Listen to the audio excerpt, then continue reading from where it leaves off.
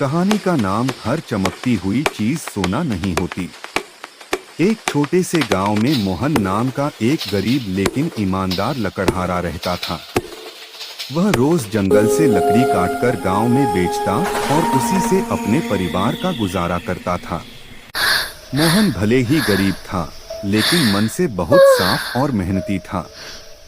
एक दिन जंगल में लकड़ी काटते समय उसकी कुल्हाड़ी फिसलकर नदी में गिर गई। मोहन बहुत दुखी हो गया, क्योंकि वही उसकी रोजी रोटी का सहारा थी। वह नदी किनारे बैठकर भगवान से प्रार्थना करने लगा। तभी नदी से एक देवदूत प्रकट हुआ। उसने मोहन से पूछा, तुम क्यों रो रहे हो? मोहन ने सच्चाई बता दी।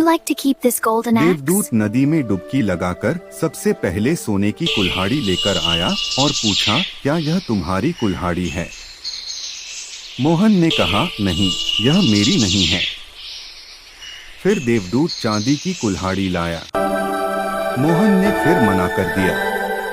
अंत में देवदूत लोहे की पुरानी कुल्हाड़ी लेकर आया। मोहन खुशी से बोला, हाँ, यही मेरी कुल्हाड़ी है। मोहन की ईमानदारी से खुश होकर देवदूत ने उसे तीनों कुल्हाड़ियां दे दी। यह बात गांव के एक लालची आदमी रमेश को पता चली। उसने सोचा, मैं भी नदी में अपनी कुल्हाड़ी फेंक दूंगा और सोने की कुल्हाड़ी पा जाऊंगा। अगले दिन रमेश ने जानबूझकर अपनी कुल्हाड़ी नदी में फेंक दी और रोने का नाटक करने लगा। देवदूत आया और सोने की कुल्हाड़ी दिखाकर पूछा। रमेश तुरंत बोला, हाँ, यही मेरी है।